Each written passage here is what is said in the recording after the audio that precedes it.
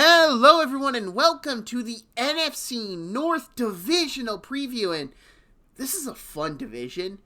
I don't know how good they're going to finish in the overall NFL, but these teams feel kind of even, which we've been lower on some of these teams in recent years than other people.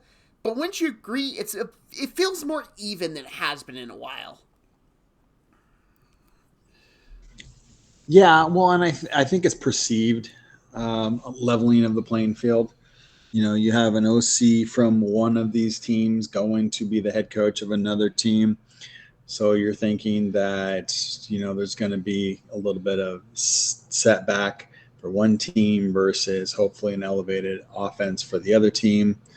The quarterback that won 14 games last year is no longer with the team, and they're going with, for all intents and purposes, a rookie. And with the other team, nobody really ever knows. I mean, they never lived up to the hype from last year, so it's going to be interesting to see what happens this year. Yep. Really fun, interesting division with maybe some of the most interesting quarterback play. There's only one guy you really are solid on. You have an idea of what he can do. The rest, I don't know, which makes it fun. So, starting off, we'll be headed to the Windy City as we bear down on the Chicago Bears. And, did the Chicago Bears actually smarten up and do smart offseason moves instead of flashy ones? They're bound to get something right at some point in time, right? It's just shocking. They've actually been doing decent on making some moves. I think that now this year, it's just they're filling in. They're not grasping for so many straws. They're actually trying to fill in their roster to make themselves more competitive. Yep, and that is fair. It's just weird because for years I have been like, I like the moves they brought in. They brought in very good players at skilled positions, but that offensive line, and I said it year after year after year on repeat, I started to sound like a parrot. And now this year I can't say, but they didn't address the offensive line, because they did. Yeah, but they did. I am curious, though, because Jonah Jackson, it seems like the Rams just kind of want him gone. And Joe Thuney, he is getting up there in age, so we don't necessarily know how they're going to be. But they are massive upgrades compared to what the Bears had last year. And especially bringing Drew Dolman for the centerman position, I really like that. I'm just going to jump into free agency if you don't mind. Dio, and I can't say his last name to save my life. They brought him in. I like that on a cheaper contract, $16 million a year for a guy who is still very young. And Grady Jarrett, the old man that can still get it done, applying interior pressure. They did lose some players. They lost Coleman Shelton to the Rams, Darrell Taylor, Tevin Jenkins, who, your favorite player, Keenan Allen, Jake Martin, Larry Borum. They didn't really lose anything that's really going to hurt them in the long run. I think they made some good adds. Case Keenum as the third-string quarterback. Travis Homer, still kicking it, still a good third-down specialist. They made a lot of good moves, just not with the trades, but also bringing proper free agents and actually understanding some roster construction, which we haven't seen recently in Chicago under the Matt Eberflus regime. What would you have to say about the Bears offseason as a whole with adds they made? Well, one, they didn't lose anybody that they couldn't afford to lose, right? And I really like the addition of Grady Jarrett. Dolman, like you had mentioned, is huge. They need that general on the offensive line. So I think that they did a really good job of that. It's just going to depend upon if they can put everybody together. Yeah, and they might struggle out more at the beginning of the season than you would like, but it's a new unit they're going to have to really work with and just develop as a whole as the season continues. Now, moving on, the Chicago Bears, they had a killer draft, and I will take the brunt of this. I'll skip one player, save that for you, but let me take the reins. Luther Burden III. I loved Luther Burden III. At this point last year, he was my number one wide receiver. Come the draft time, he was my second-rated wide receiver, and that's not to his own fault. There's just a guy I liked better. Burden, to me, was the guy who was overanalyzed to death in the draft class, ignoring the fact that a lot of Missouri's issues weren't his fault. They were play calling regressed, offensive line regressed, quarterback play regressed. And you watch how teams handled that, they put extra attention on Luther Burden. It was pretty much, don't let Burden beat us, because no one else could. And Burden felt the wrath of that. Guess what? He's not going to feel the wrath of that in Chicago. DJ Moore, Roma Dunze are there already. Plus, he will be playing the slot, a position Ben Johnson really likes to utilize a whole bunch. Yeah, I'd say that he is primed. If their offense works, he's primed to have a really good season, right? So it's just going to matter on if the offensive line gels. You know, there was a lot of talk about, you know, the offense kind of struggling with Ben Johnson's, you know, scheme. So it'll be interesting to see if they do pull it together. You know, right now, yeah, he's behind Zacchaeus, but you would think that he'll overtake him soon. Yeah. And hey, I gave you your boy to talk about. So what do you want to talk about for Colston Loveland? In my opinion, he is the best tight end in this draft. So why do I say that? He had a pretty good year last year, even though he was injured. The year before, he did really well. And they don't key on him. Michigan's offense was so anemic last year. He is a specimen. He has route running. He can build into more of a blocking tight end. But I especially in Ben Johnson's system, he is going to be special. And yeah, that's very much the case. My argument of why he wasn't tight end one for me is he is skilled at everything, master in nothing. But that's not bad for a tight end. You don't need to be a master at something to be a really good tight end at the NFL level, have a successful career, get paid lots of money. Money I would love to see to myself personally, but I'm not going to get it because I'm not as talented as Colston Loveland. Up next, and this is where the draft gets weird, because Ozzy Trapillo, I didn't watch a whole bunch of him, honestly, and he was one of those names when it was drafted, I was like, okay, second round? Now, I've read a decent bit about him and how Bears fans reacted to him, and it feels like, really? Second round? Seems to be very talented, was very good in the run game, and that's probably why he was drafted by the Bears. He looked very good in the run game, Boston College. Pass pro could still be a work in progress, but let's be honest here. The Lions were very effective working off the run game. That's what they did well. Ben Johnson wants to carry that over to Chicago. Well, also you have to just remember that they're trying to build depth, right? And so Trapillo has not only played right tackle, which he played for the last couple of years, but he's also played left tackle. So if you have to spend a second round draft pick on a swing tackle that's young, and you feel that that's one of your biggest needs to make sure that you don't have drop off, then by all means, right? Get in there and do it. Shamar Turner. He's a defensive lineman that I can't say I was too big of a fan of. Shamar Turner, he was someone I tend to agree with the draft experts. A good bit of them had him as a low third round player. I didn't have him close to second round grade. I actually had him closer to a fourth round grade. I understand A&M, they really want to win the line of scrimmage battle. It wasn't as much as getting into your pass rush. But even in the run game, I never felt like he had a big impact. He was just kind of there on a talented A&M defensive line that already had some studs, and he really didn't show anything to me that he was a stud himself.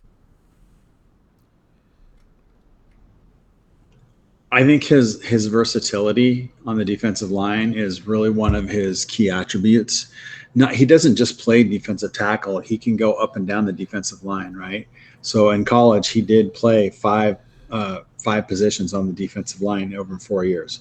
So he's probably going to play 3 technique, but just the fact that you can pretty much put him anywhere and he's going to have an impact is special. I would rather just draft a guy I know that can be a really good player at one position than drafting a guy that, oh, he can be average at 5. That's my philosophy. Hippolyte. How much Hippolyte did you watch? None. So Hippolyte was a guy that when he was drafted, a lot of people didn't really watch. And unfortunately for my degenerate heart, I watched him. And with what I will say is, rangy linebacker, very raw, can probably use some time to develop, but I see something there. I see why they drafted him, can go around the field, has good movement, side-to-side movement. In a league that's deal with a lot of mobile quarterbacks, a lot of quick running backs, and get out the edge, I feel like he can he can close that off, help set the edge a bit, and just overall help them as a whole. Well, it does help if you got 4.42 speed, right? Yeah. Very quick.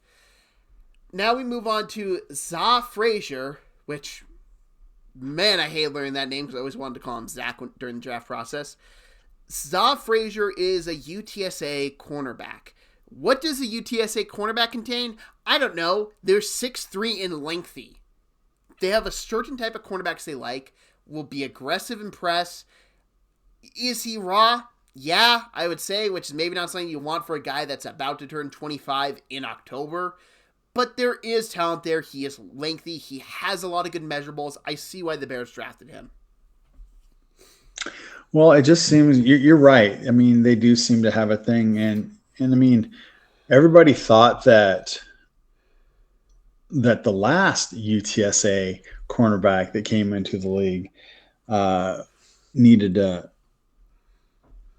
a lot of work, and he came out balls on fire during his rookie year. So once again, size, speed, it'll be interesting to see what they end up doing with him. Luke Newman, powerful guard, really good for run blocking. Again, don't see a lot of him with pass blocking ability, but that's also because Michigan State didn't really pass the ball all too well last year, so it was very hard to judge. The quarterback he had at Michigan State held him the ball way too long. Some stuff you could say, hey, Caleb Williams holds him the ball too long. But Newman looked really good in the run game. He looked really good getting that pop. He was able to get up into the second layer of the defense pretty well. Really is going to be used as a run guard if he gets playing time whatsoever. Well, I think knowing that he held his own against Michigan's defensive tackles kind of probably helped his draft stock a little bit as well. Yep. Now, my gem, who I think I talked to you a lot about, Kyle Monangai. I loved Monangai. This was a guy that had me watching Rutgers football almost every single week because he's just a fun player to watch. You can hand him the football and just let him do something fun. And he's extremely talented, absorbs contact very well, chiseled from stone. I call him the Adonis personally because that's what he just looks like. Really do like this. Has some ability to be in pass pro. Receiving game, not there yet, but Rutgers, their passing game wasn't good at all anyways. I really do love Kyle Monangai. That's a guy I could see being a running back they feature for a good period of time. And he's going to be right now, he's going to be special teams depth, right? So, I mean, that running back room's not all that impressive, so who knows? Moving on, because we really covered the Bears here pretty well, we got to go to those kitties that the Bears stole their offensive coordinator from, and there's some question marks here with replacing the coaching staffs that the Lions have to do. They have to replace Aaron Glenn. I like Kelvin Shepard as the defensive coordinator. More of my concerns relies on Jim Morton, and I have a question. Do you know where Jim Morton was last offensive coordinator at in the NFL? No clue. It was with the 2017 New York Jets. I want you to guess his 2 quarterbacks he had. 2017? Yeah. Oh boy. Geno and Fitzpatrick? Christian Hackenberg and Bryce Petty. Upgrade? I was wrong. Upgrade, I was way off. Upgrade what Jared Goff, you would say? Yeah, I'd say so. I found that out when I was doing research, and I laughed, and I was like, I haven't heard about those names in a while, so it gave me a little chuckle. Do I know if Jim Morton's going to be a great offense play caller? No. Am I going to judge him hard based off that Jets team? No, not really. That Jets team was pretty bad. He's got a good team with Detroit. He's got a lot of really talented weapons to use. If he's adequate, the Lions will be fine. Because they do have that level of talent.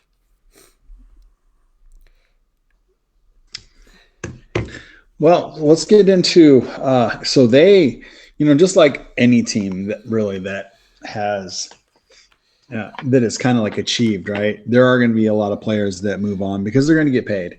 The Lions were decimated by injury last year, and so I firmly believe that that's the reason why their season ended when it did. But they still a lot of players went elsewhere to get paid. So they lost Carlton Davis. He went to the Patriots. The Patriots were picking up a lot. The Patriots were spending quite a bit of money, right? Kevin Zeitler, he's gone. He's been a part of that offensive line for a long time. Melifonwu is gone. Not exactly the biggest loss. Valdor was a backup. Teddy Bridgewater. I'll be honest, I didn't realize that Teddy Bridgewater was on the team last year. He signed right before the playoffs just to be the backup because he was coaching high school football last year. Good for him. He definitely has. They did, they did spend money on a lot of their own players, right? So they're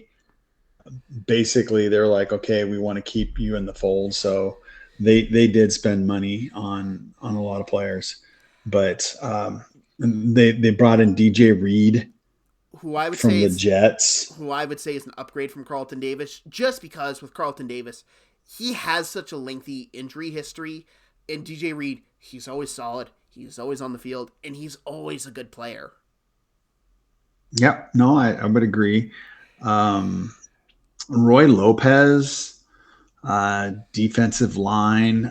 Basically, he'll just be kind of like, depth. Grant Stewart, once again, depth. They didn't really go out and spend a lot of money, anywhere other than their own players, right? Which, there's nothing wrong with that because their players are pretty good. They kept David Montgomery. They re-signed him. They re-signed Goff, I believe, last year. They re-signed Amon-Ra. They re-signed Penny Sewell. Those are wins in itself because for how many years was it Detroit would draft these guys and then they would leave because Detroit was just not a place you wanted to play at? No, you're 100% right. Or they retire. Yeah, and, man, all I can say is, I would have loved Calvin Johnson with Dan Campbell. That would have been fun. There's not a whole bunch to talk about Lions adds and losses outside of coaches probably being the biggest one. I mean, you could argue Kevin Zeitler, but at his advanced playing age, you don't really know how much he has left in the tank anyways. You were going to lose him to either retirement or free agency anyways, so not a big loss to me, especially with the guy they brought in the draft. And I think you know who I'm referring to because I was such a big fan of him. But one player, and Oh, to just mention that they did lose, that could be the biggest loss. Frank Ragnow retired. yeah, that's a big. Those are big shoes to fill. Yeah. Now, do I think the Lions have the right guy to replace him? Yeah, I do. But that's because I was stupid high on him in the draft. I had a high grade on him, and we'll get in talking about the drafts here right now. Now, with the first pick, they took Tyleik Williams. Stop me if you've heard this before, if you listen to any of our prior ones. He was an Ohio State defensive lineman that was really good at stopping the run. How many times have I said that in the past week? Yeah, but also the Lions need that, right? They've had pretty good exterior pass rush from the outside, but they've had a hard time going up the middle. So getting a run stuffer, hopefully he's going to be recovered from his torn ACL sooner rather than later. But yeah, I just like the they pick. definitely need that internal. I like the pick. I think it makes good sense, as you said. I was a little shocked when he was picked there because I thought he'd go in the round 2, but back in the first round, it fits a need. It fits scheme. I think he does fit the Lions scheme. I overall have no complaints. Now, Tate Ratledge. Oh boy, did I love him. To me, he was the most effective player on Georgia last year because when he was out, that quarterback play fell off a cliff. That running game fell off a cliff. Georgia's offensive line last year was not that good without Tate Ratledge. When it had Ratledge, it was a pretty good, solid unit. He was great interior and pass pro. He was great at getting out in the run game. This is a guy that when the Lions drafted him, I chuckled and I say, yeah, he's going to be in the league for 10 to 12 years tormenting defensive lines. Yeah, he's very sound, right? Yeah. Number 3, or in the third round, Isaac Tesla, wide receiver out of Arkansas. I'll be honest, I didn't see a lot about him. So he wasn't someone I did a whole bunch of research in. So when he was drafted that high, I was a little shocked, but I kept on reading about him. And from people who worked around the Senior Bowl, loved him, had nothing but great reviews. Arkansas program, nothing but great reviews. Draft analyst, loved him. And I just kept on reading these positive things about him. And I know it's preseason. How much can you take from it? You look at the preseason games the Lions have played, that dude has been awesome. It's like there's something there with him that seems like everyone who talks to him loves him. He just is that type of football player. And I believe, if I'm correct, he is from Michigan. So, did you watch the Hall of Fame game with the feature they had on him? No.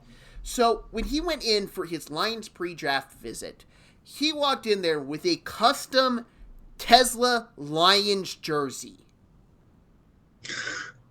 Nice. He grew up a Lions fan. There were photos of him in Lions team jerseys.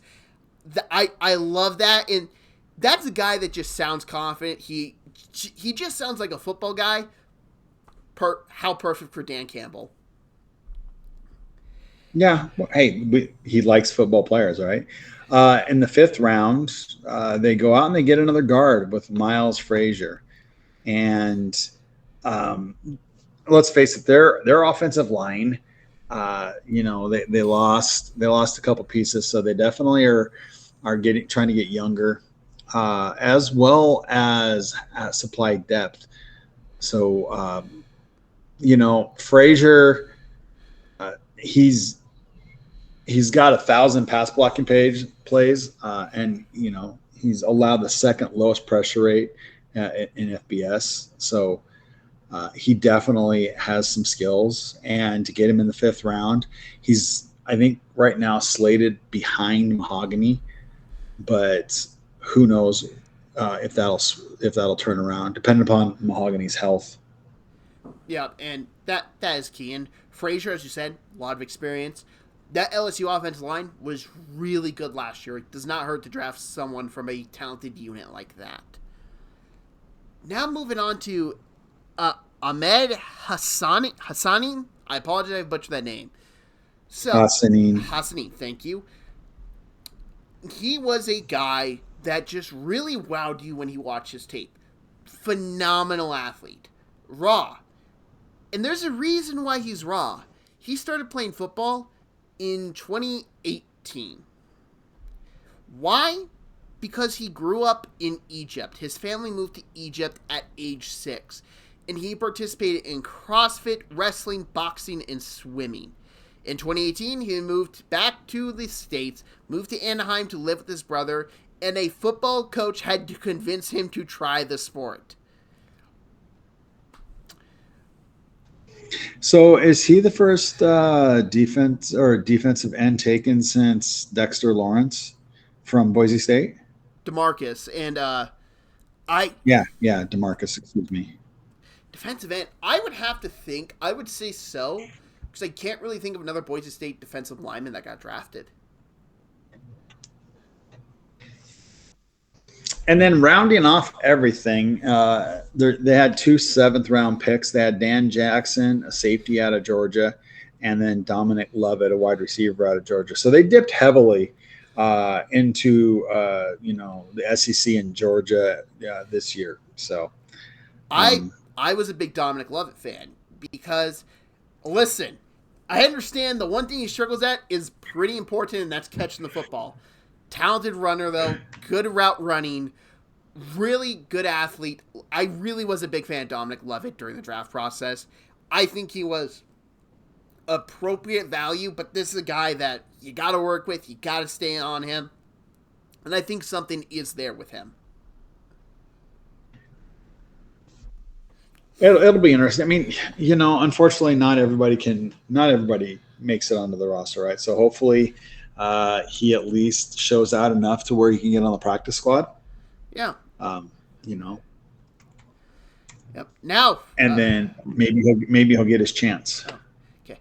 Now moving on to your favorite team, the Green Bay Packers. No, not even. Well, to start off the Packers, we have to talk about some players they lost. Tardell Slayton, Jay Alexander, talented guy when healthy, but when was he healthy? Eric Stokes, fast guy, that's around it.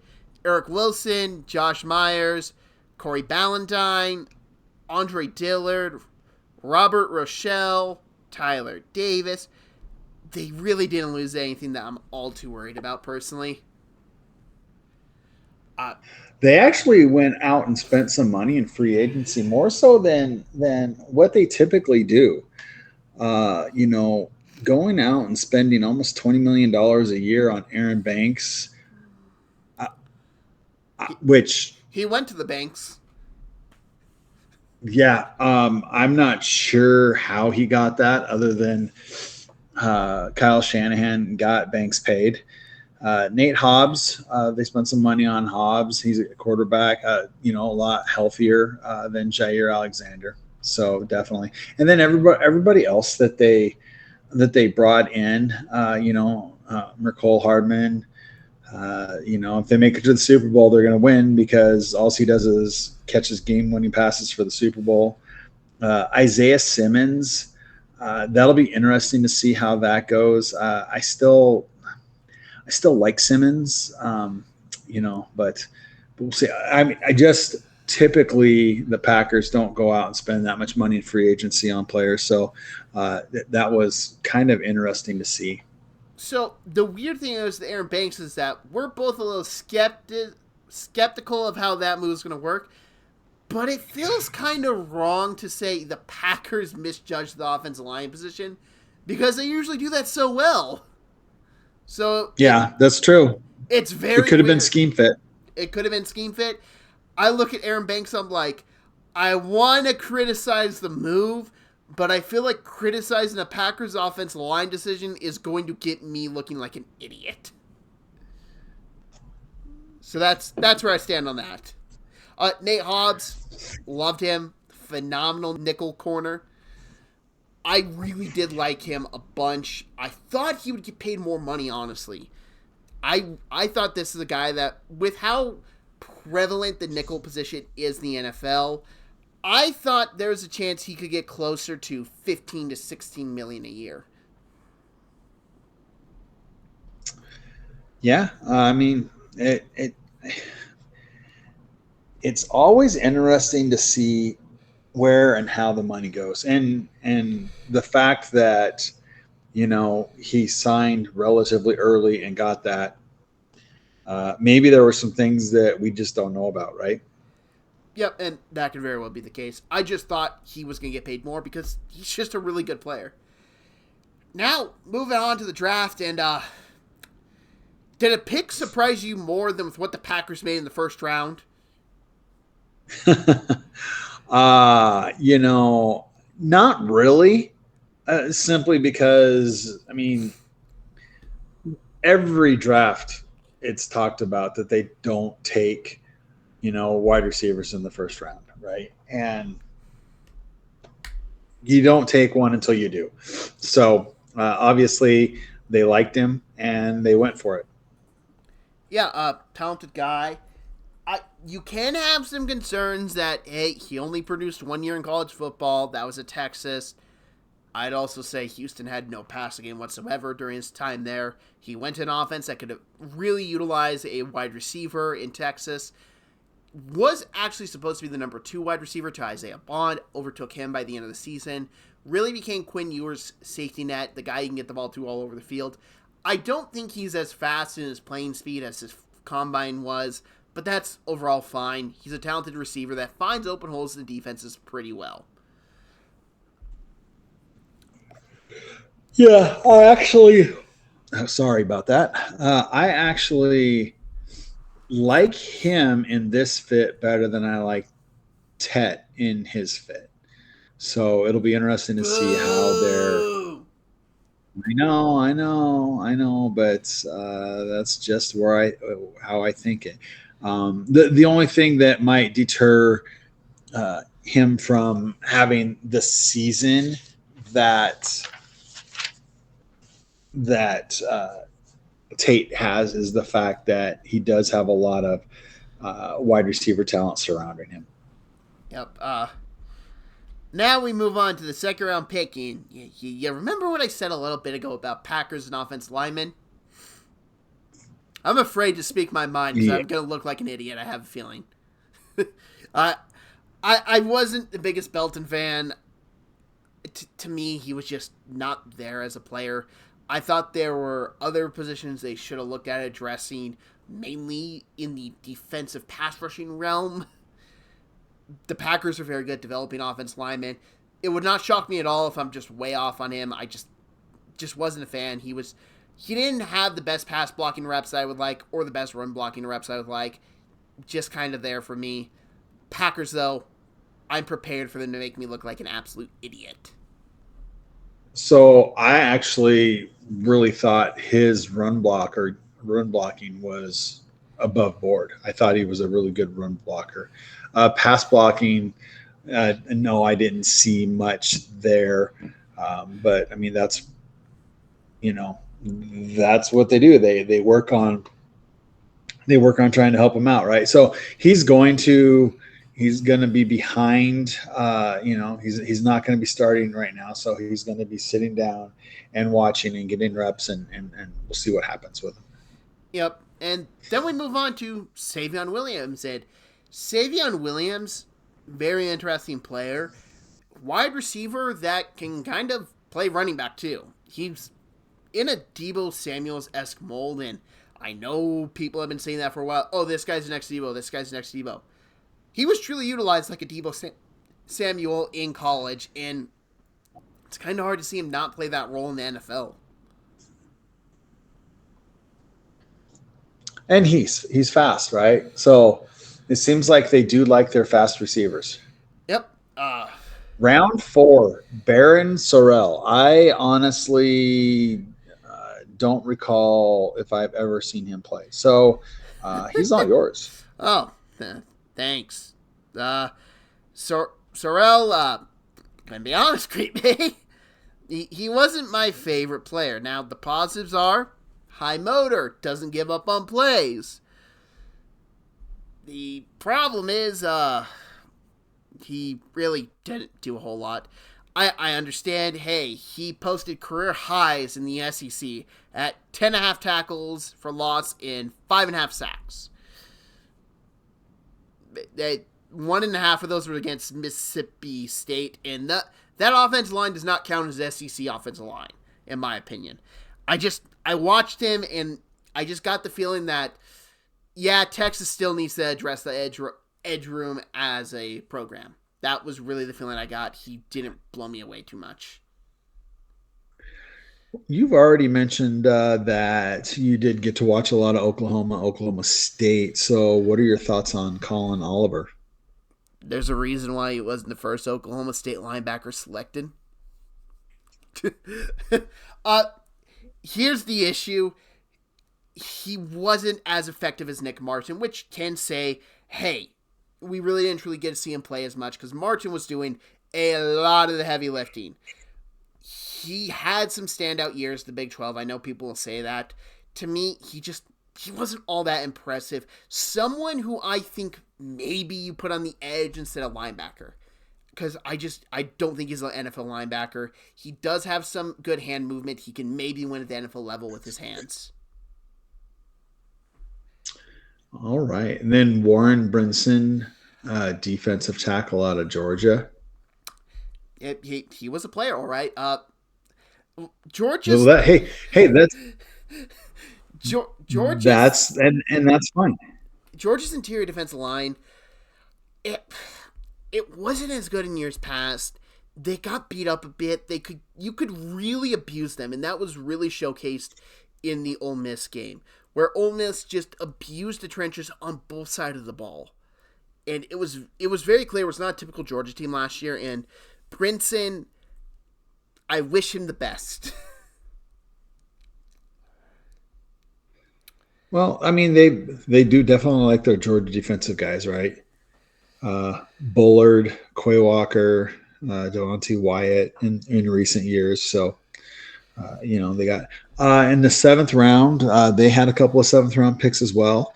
Micah Robinson, the cornerback out of Tulane, and John Williams, the offensive lineman out of Cincinnati. John Williams, I'll be shocked. Depth all around. I'll be shocked if Williams makes the roster with how bad that Cincinnati offensive line was last year. Micah Robinson, there could be something with him there. I honestly thought he was playing that position. To me, he had a lot more of a safety type play style. I didn't really trust him a lot in man coverage, but he always seemed to do a little bit better in zone. He really feels like a roaming safety to me. So I would really like to see him move to that type of position. All right. Do you have anything else you want to add about on the Packers before we move on to the Vikings? Jordan Love is awesome. Please don't hurt me, Packers fans. Wow. Hopefully he comes back and he's ready for the start of the season. I know we're actually doing this on 8/20, and Seattle and Green Bay are going to be doing a joint team practice. And I heard that Love will be doing the 7-on-7, but he won't actually participate in 11-on-11. Yeah, well, that's interesting. Great. That gives me a lot of inspiration. But Packers fans, don't worry. I'm about to unload on a division rival. So I'm going to hand you the floor with the Vikings first. Right. So the Minnesota Vikings last year owned this division, right? No, they didn't. They actually came in second, even with the record that they had. But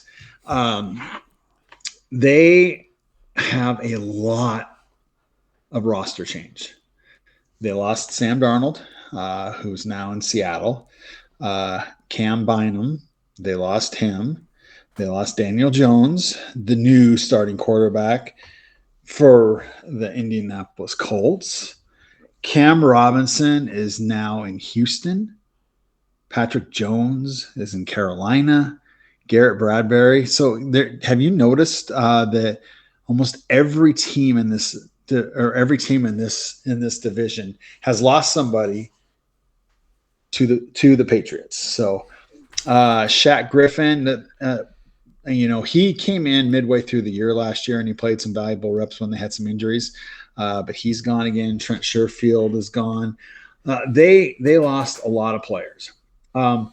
And they brought in a lot of players as well, because what they found out is that their interior offensive line was not good, right? So they went out, they spent a ton of money on Will Freeze, and a very unique contract. Will Freeze was coming off of that pretty gruesome leg injury last year, and they didn't even require a physical. They just wanted to get him in. And then they gave him a 5-year contract, which I'm not – that's just kind of baffling to me. They brought in Jonathan Allen. They needed to definitely be more aggressive up the middle to stop the run. If we remember going back to that game last year against the Rams, they got ran over. Javon Hargrave, a 2-year deal for him. I still don't know if I would pay him $15 million a year, but that's just my personal preference. I think that he is he's past that point in his career where he's going to be that impactful. They brought in Ryan Kelly. Once again, like we talked about, they had a hard time with the interior of their offensive line last year at the end of the year. So hopefully they, with Freeze and Ryan Kelly, they can get some stability. Isaiah Rodgers on a 2-year deal. He had some pretty valuable reps for the Eagles. And then just a lot of fill, because they did lose a lot of players. Once again, we said they lost their starting quarterback and their backup quarterback last year. They're going to be relying a lot on an unproven – he's not a rookie anymore, right? But J.J. McCarthy went down with that knee injury last year, and so he's back.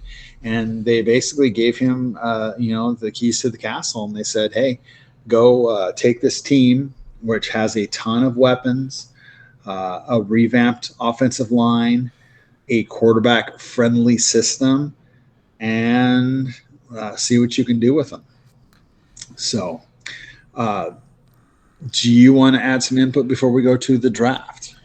I just want to read this off. Let's see.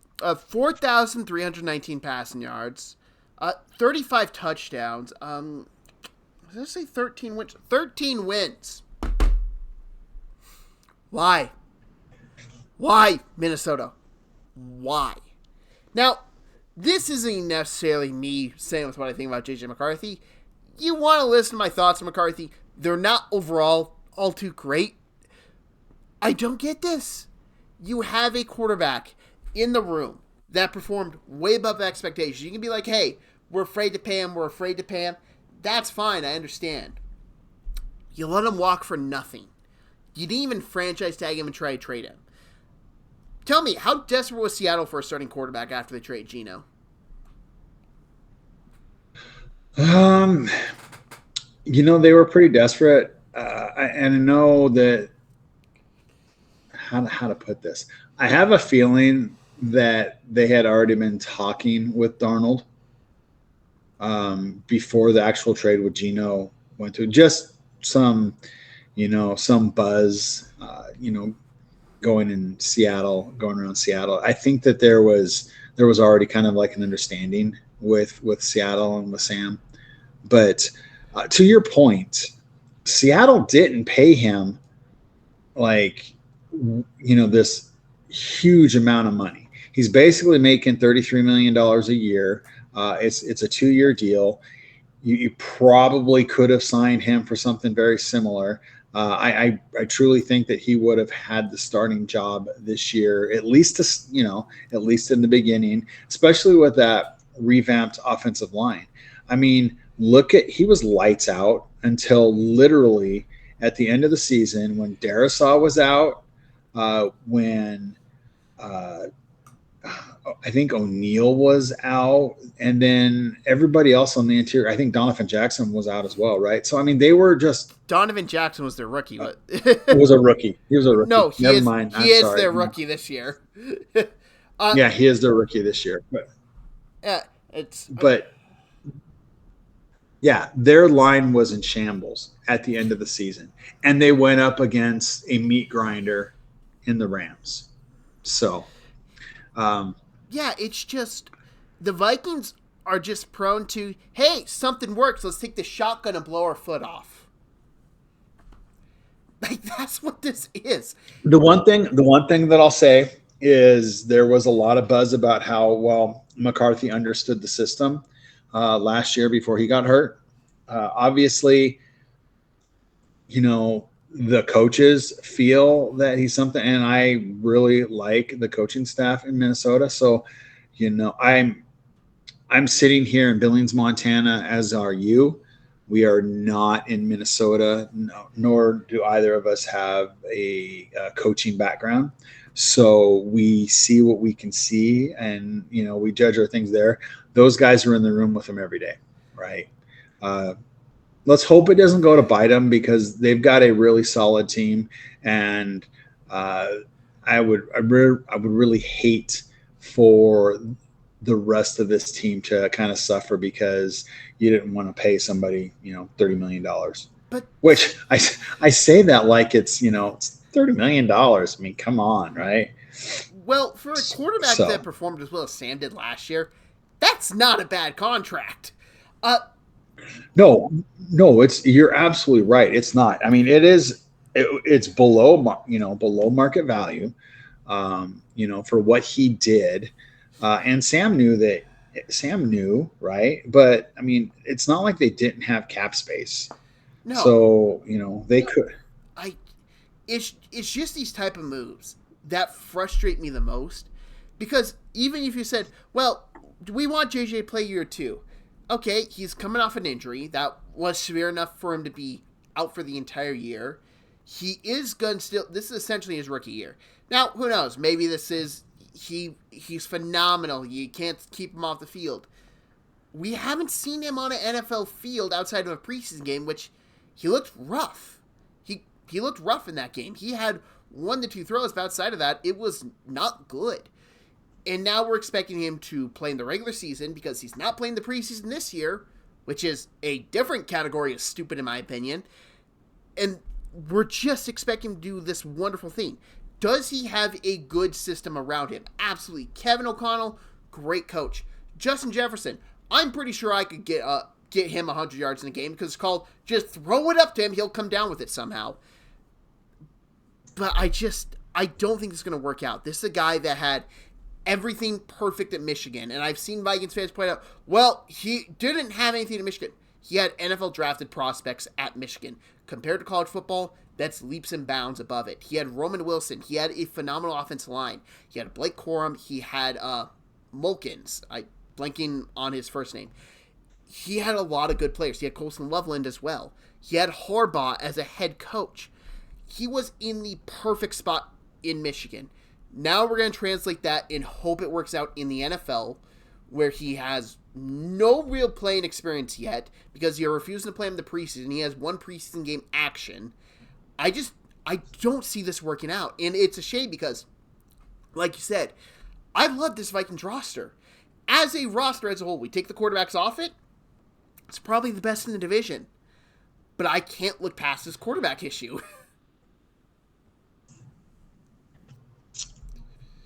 Well, once again, we'll have to wait and see what happens, right? I mean, it's unfortunate, but it is the way it is. But he has played in the preseason, hasn't he? No, unless he played in the week 1 game, which if I missed, I apologize. He was held out in week 2 against the Patriots, which maybe in hindsight, while watching that game, I kind of understand that because Mike Vrabel wanted the quarterback to die. Let's see. Vikings. Okay, no, my bad. Yeah, so he was 4 of 7. 30 yards. He was. Yeah. My bad. He has 2 preseason games action. My bad. Apologies. All right. Well, let's get on to talking about a very, very Quick. small draft class, but one of, in my opinion, the premier first round picks that any team had. I love the Donovan Jackson pick. That's why I started talking about him, because I was so excited to talk about him a few minutes ago. Sorry, granted. No, that's okay. But I love this pick. He's a beast, right? He proved it in that run. I mean, going out and actually playing tackle last year to finish the season and get Ohio State to that national championship win is stellar. And moving him back into guard, and then he's going to get to play beside Christian Darrisaw. I really think that they are going to run the ball a lot, and we didn't really talk about it, but Old man Jordan Jones? Mason, we didn't. No, the addition of Jordan Mason from the 49ers, we kind of glossed over it, but I think that he is going to be really special in that system. I mean, you think about it, he already knows the system because Kyle Shanahan. So he's going. I think he's going to be pretty explosive as well. I would agree. In the second one. Well, real quick though, like a week before the draft, I think we started talking about we started to see the stuff pop up. And it was like, there's a lot of hype around Ohio State guy. And we both know that teams are a little bit lower on Josh Simmons than us. I think we both realized pretty quickly they're talking about Donovan Jackson, aren't they? Moving on. Well, and I think Simmons is going to. Oh. Yeah. I was high on Simmons, though, too. So. Yeah, but with what I'm saying is, we knew that there were some talks that teams weren't as high as him as we were, but we had this feeling Donovan Jackson was starting to rise up. Yeah. Round 3, wide receiver, Ty Felton, out of Maryland. A speedster. So, he's definitely going to help take the top off. They don't have that guy now, that's just a flat out blazer to do that. So having him in there, I think it is good. I think he's closer to someone else the Vikings have had recently. Kendrick Bourne. I like Ty Felton more than a lot of people, though. Felton was someone I had ranked up relatively high considering the majority. I had a third round grade on him. They took him a little higher. He was compensatory picks, a little lower for me. But I do like Felton a good bit. Talented guy that stepped up when Maryland needed him to step up. He came in, was the number 1 wide receiver last year, really balled out. And on a Maryland team that wasn't all that good, they had a lot of questions. Ty Felton was the one reliable guy they could get the ball to, and they got the ball to him in a lot of creative ways. He could do really good in the shovel pass area. As I said, Kendrick Bourne, but I would also throw out, he reminds me a decent bit of Jakeem Grant, if anyone remembers him from a couple years ago at the Miami Dolphins. That was kind of the type of role I saw him in, as just this gadget player that can also go into the slot, be that guy that can absorb a hit and get that first down. The interesting thing with the suspension to Jordan Addison as well, Felton could really play himself into a significant role. Yeah, I guess we didn't touch on that too much. Real quick, Jordan Addison's suspension, it doesn't really affect how I view them in the long run this season, but short run, especially with a young quarterback trying to get the confidence with himself, get his feet under him, whatever you want to say, it is a blow to the Vikings roster as a whole, in my opinion. Oh, absolutely. Absolutely. But it's not like a substantial enough suspension for me to say it's going to derail the entire season. No. In the 5th round, look, another defensive lineman from Georgia. Tyrion Ingram Dawkins. Run defender. There's no real pass rush ability, but he fights in the run game. Well, you need big bodies in the run game for short yardage, right? Round 6, they had 2 picks. They picked Gavin Bartholomew, tight end out of Pittsburgh. Let's face it, this offensive scheme likes tight ends, and they like a variety of different kinds of tight ends, right? He's not going to go in and he's not going to supplant TJ Hawkinson, or Josh Oliver, but it'll be interesting. I would not be surprised if he doesn't play more of a fullback on some sets if he does make the roster. Okay, so before we move on from Kevin Keene, do you know the fact that he has a brother in the NFL? Kobe King? No. That brother happens to be a twin brother. The twin brother plays for the Green Bay Packers. Kalen Keene and Kevin Keene. I just find that fascinating that the Vikings and Packers fans hate each other. And twin brothers are on the opposite teams. That just amuses me a bit. Guy who was very good as a linebacker, I think has some special teams ability, could punch out the ball, was a team captain at Penn State, seemed to be very highly thought of from that Penn State area. When you read a lot with what a lot of beat reporters said about him, they seem to really have loved him in Penn State. Good locker room guy. Well, there we go. All right, so let's get into what everybody tuned in to see or hear, I guess. So, what do you think if? And we don't need to name names. We're fast approaching the team cut day, right? So there is going to be a lot of players looking for jobs, right? And so, if you were the Packers, where's the one point right now where you'd be like just looking at that waiver wire trying to figure out who to bring somebody in? Wide receiver. No, I kid. Pass rush. I'm still not a fan of this pass rushing unit. The Packers, I just don't feel like addressed it as much as I would like to have seen them do in the offseason. I really wanted to see them address edge in the draft more aggressively than they did. I really want to see them upgrade edge before I can really say that this team can do something special in the NFL this season. I'm on the defense as well, but for me, it's always the secondary. They seem to just struggle in the secondary, keeping people healthy. And I know they brought in Hobbs, but they just, in my opinion, they could use some more secondary help. Yeah. How about the Lions? Let's go to the Lions, right? Well, where do you think? If I can't get an injury totem to prevent injuries, I would say just depth. Just depth. After what we saw last year, just bring in depth on defense. I think that they can look at the waiver wires for another receiver, right? I mean, you think about who they lost this past year and the receivers. And just another receiver I think would be helpful. They also play special teams as well, so that's always a good thing. The Bears. What are your thoughts on the Bears?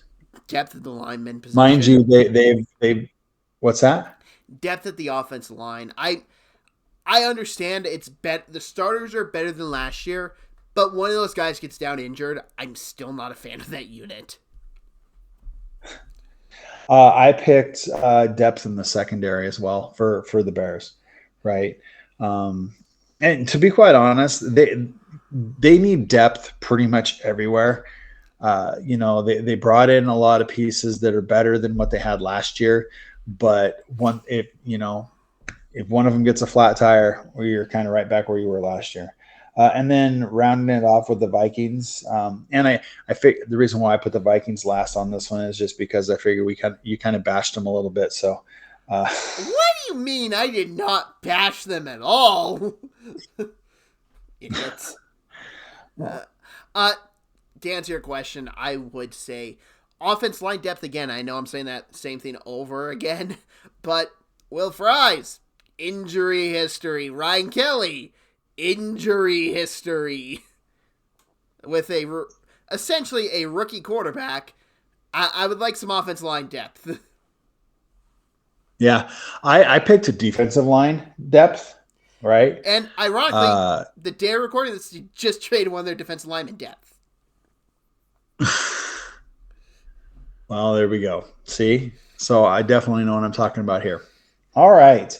Um, let's mix it up. I don't think we've started with the coaches.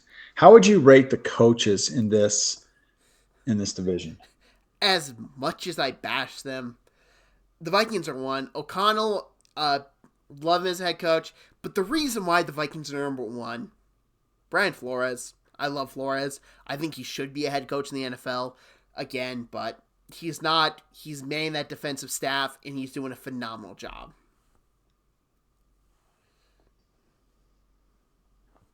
Fair enough. And who do you, so I have the Vikings as number one as well. I figured. Number two, the Green Bay Packers. Matt LaFleur and just his coaches are just kind of more established at the position. I'm a Jeff Hathley guy. I liked him in Boston College a good bit. And the reason why they are two, not three, is strictly because their coaches have been there. They've been in this system. We overall know how they're going to be. Yeah, yeah. Well, and I mean they're all kind of battle tested. They've been there. They have good chemistry. I have the Packers as well. And to be quite honest, if this was last year, I would have had the Packers in the third spot on this list, but just because of the loss for the Lions, Yeah, and that was yeah, really it. I dropped him to third just because I overall like Kelvin Shepard. I think he's going to do really good from everything I've read about him, but he is a first-time defense coordinator. Jim Morton, again, was a offense coordinator with the New York Jets. Kind of hard for me to judge him based off that quarterback room. It's very interesting with Morton, and it's why I have the Lions at third, because even with the question marks, Dan Campbell's still an amazing head coach. yeah, yeah. There's just like I said, there's question about how well the pieces are going to fit with the new coaches, right? So, and then that wraps up the Bears. And let's not slam on the Bears. I mean, they're brand new, so we don't know how everything is going to work. We both like Ben Johnson as an OC. How is that Oh, going to OC, yeah. transition? OC, yeah. I like him as an OC. I'm worried about him as a head Yes, coach. we both like him, but we don't know how that's going to transition as a head coach, right? So his personality is a little bit different, but I mean, you're seeing some of those coaches that are just a little bit off, having great success because of the attention to detail. So it's not all about just getting up and talking about biting off kneecaps, right? So it's sometimes it's if you can get the locker room buy-in as the most important thing. Hey, if you want to Let's go with fight, the draft. if you want to fight Dan Campbell, be my guest. I'll take Ben Johnson. One will put me in the morgue. The other will just put me in the hospital. There you go. How about the draft? How did you rate the drafts? Drafts. I debate about this. Even now, I'm still debating about it a little bit. So I'm gonna go last to first. Packers in fourth place. They were a distant fourth, to be honest. Vikings in third. I liked a lot of the Vikings picks. The problem was there were just so few that was really hard for me to put them in second. And then it's the Lions and Bears. And I have to put the Bears in second place, mainly because I'm just not the big. I like their picks after Shamar Turner, a decent bid compared to other people. I was a big Hippolyte guy with the fact that I apparently watched him when a lot of people didn't. I thought he was a very highly athletic linebacker that can make some impact plays. And really the big reason why is they're this high. Loveland, we both really liked. And Luther Burden, I was one of his biggest defenders in April, so they ranked second. The Lions didn't have a pick I hated, which I can't say for the rest of these teams. They had a very good draft, and they took one of my boys in Tate Radledge, who I loved to heaven and earth. I think he's a future stud. Plus, Tyleik Williams, I did like a good bit, so the Lions took first place for me. So I'll go from I'll go from last to first too. I picked the Vikings. As much as I love the Donovan Jackson pick, um, with a lot of the losses that they had last year, I don't feel that they brought in enough depth to offset it. And one of the ways to do that is in the draft, and they just didn't have the picks, right? And then I had the Packers next. I like some of the Packers picks, but I like some of the other teams' picks there. The Lions I have second. Just I like their draft uh, pretty much from top to bottom. I like the Bears draft. I really do. Loveland Homer. You're darn tootin'. But let's go back and look at the tree of this offensive scheme. TJ Hawkinson, really, really good, right? Kittle, really, really good. Terrified man in person. What's that? Terrifying man in person. My God, is he huge. Yeah, but the tight ends that are versatile, that can block and run routes, and take some pressure off of the receivers on the outside. I really think that when we are sitting there at the end of the season and we're kind of like doing our reviews of these teams, I really think we're just going to be sitting there going, wow. And so that's why I have them. All right. So order, are you going to go first to last or worst to first? I feel like there's more intrigue about who's first, so I will go last to first. Big shock. I had the Vikings in fourth place. I didn't hide my feelings about getting rid of Sam Darnold for nothing. And, I think the Vikings are going to have a down year, which sucks because their roster is very talented. But I think they made a major mistake at the most important position on the field. Third place, I had the Chicago Bears. I had the Bears getting close to 500, but I don't have them reaching 500 just yet. It's still a team that needs a lot of work done. They're not there yet. Packers are in second place, and the reason why I will not put them first is because I don't think they have that pass rusher that really scares you. The Lions do have that pass rusher, which is why they're in first place, and they're getting him back this year. Let's not forget, the Lions were going to cruise through the NFC if the injury plague didn't hit them. They were the best team in the NFL last year, and I'll stand by that. Just unfortunately for them, they just didn't have the best. They just didn't have the best health entering the playoffs, and that bit them in the butts. So I'm a little bit different, and I'm just going to go from. So I have the Packers winning the division. Ooh, cheesehead. Yeah, yeah. I got you for obvious reasons. Okay, the Vikings I have coming in last. I like a lot of what they did. I just don't trust the quarterback position currently, and unfortunately, if JJ McCarthy isn't working out, you're not going to go to Sam Howell. The only thing you could do if McCarthy is not working out and you want to salvage your season is to trade for Kirk Cousins. I didn't even think of that. Okay, so so that's where I'm at with that. I had the Lions in second. They have so much talent. I don't know if everything is going to come together as quickly as they might like.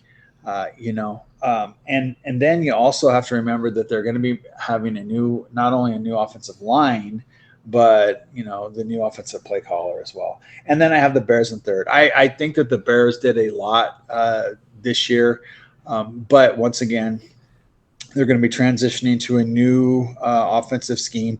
If there's buy-in there, and they can put up a lot of points, but I'm not sure that their defense is going to be able to stop a lot of teams. Real quick, before we move on, I want your honest opinion on Sam Howell. Go. I loved Sam Howell in Washington. And then what happened when he played for your team? He is physically gifted. Mentally, he just didn't pick things up, and his progressions were horrible, and it just didn't work out. So God bless him for being on his third team. He's in the NFL, and I'm not, and so he is still an incredible football player.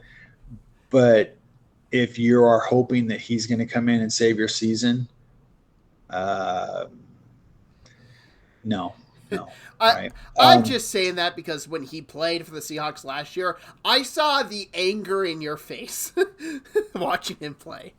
Well, once again, and not to beat a dead horse until but there was nobody on Seattle's offense that really shined last year the way they have the potential to shine, just because of how horrific the play calling was and how the blocking scheme was set up. So Sam Howell going into this offense that is very, very quarterback friendly, hey, maybe it does work and it turn out for him. uh, I just don't think so. Okay, well, let's move on to awards. And who is your offensive rookie of the year? And how come I know the name already? Do you really need to ask? It's Colston Loveland, isn't it? It's Colson Loveland. See, I same team, different player. Luther Burden. Oh, fair enough. I mean, they've got a lot of receiving talent. I would honestly think that the Bears will probably end up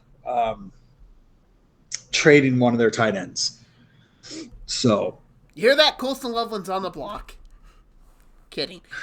yeah, no, definitely. Defensive rookie in the year. This one's tough. I struggled with this one more so than probably anything else on the pick on this on these picks. Well, because there was really only one guy drafted high, and he's coming off a torn ACL. It was very hard. I will just stick with Tyleik Williams because at the end of the day, he was the highest drafted guy. He was really good. And I haven't seen anything that he is hurt entering the season. He seems all good to go. So I'm sticking with Tyleik Williams. I picked Shamar Turner. Reason why is the size of Tylee with an ACL. We just don't know how quickly he's going to come back. I do like Shamar Turner more than you. His versatility, I think, is going to help him not only make the roster, but make an impact quicker than a lot of other players. I'm assuming that we're both going to have the same defensive player of the year. Hutch. Yep. Same, That was a give me. Like, I know he's coming off a disgusting injury. Trust me. Well aware. Saw it. Don't need to see it ever again. But I really tried to think. I was like, well, he is coming off this injury. Could there be a little slow start? So I thought of the players. I'm like, Rashawn Gary, not as consistent. Jonathan Grenard, I don't think we'll get there. To me, it was really Hutch, or you're going to have to take a long shot. And I just didn't feel comfortable taking a long shot. Oh, well, no. For me, it was either Hutch or Van Ginkel. Oh, God, of course. Of course. Of course. Your boy. Yep, absolutely. Offense player of the year. If you listen to me, you know what I pick for these guys. I pick the non-quarterback award pretty much for me. Sun God, Amon-Ra St. Brown. I just don't think there's a guy that will have as big of an impact on his team winning this season because there is a new system in. There's going to be a lot of new things in. Justin Jefferson may be the better player, but I don't know how much of an impact he's going to have because I question that quarterback a whole bunch. I know what Amon-Ra's quarterback is. He can give him the ball. He can give him the ball very effectively. So I take Amon-Ra St. Brown. Well, I don't have your shortcomings on not picking the same player. In my opinion, if you're the offensive player of the year, unless I think the defensive player of the defensive player is going to be the one, I'm going to stick with it. So my offensive player of the year is Jordan Love.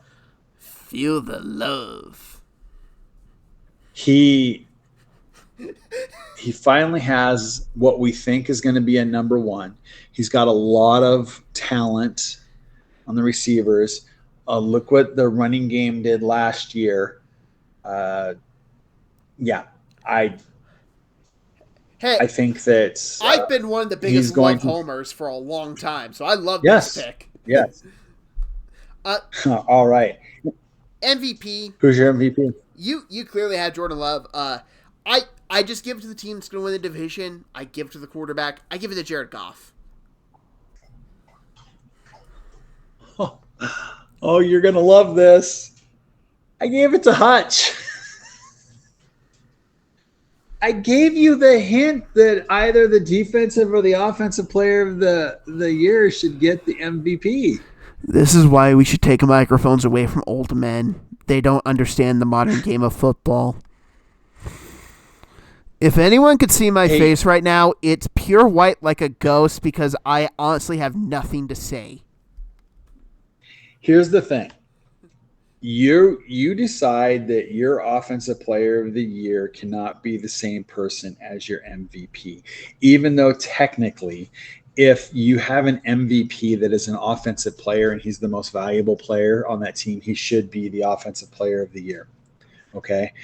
I think that especially going into this year, if the Lions are going to make a surge, it's going to be behind Hutchinson.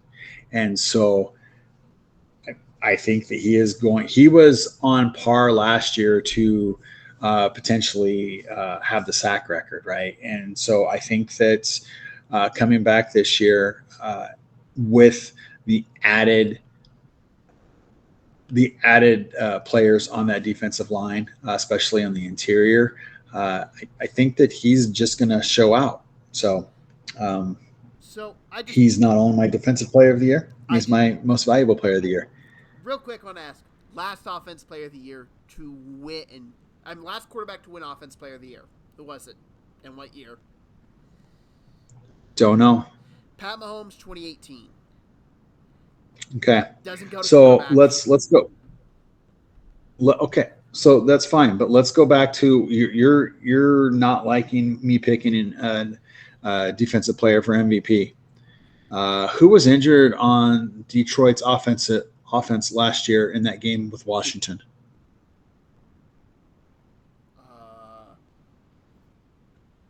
They were fully healthy. And they got spanked. And guess what? They could not stop the Commanders. The most valuable player on that team is Hutchinson. Go Gators. It was Hutchinson.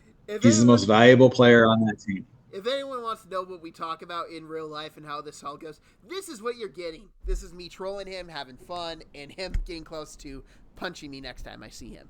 But that's going to wrap us up for today. This was a lot of fun. We had some disagreements. I hope you all got a laugh. I happen to think this was a pretty funny one while recording. I had laughs. I had chuckles. I had to mute my mic a couple times to laugh. I hope you all enjoyed this. Tune in next as we cover the AFC East, and then after that will be the NFC East. We are in the home stretch of this.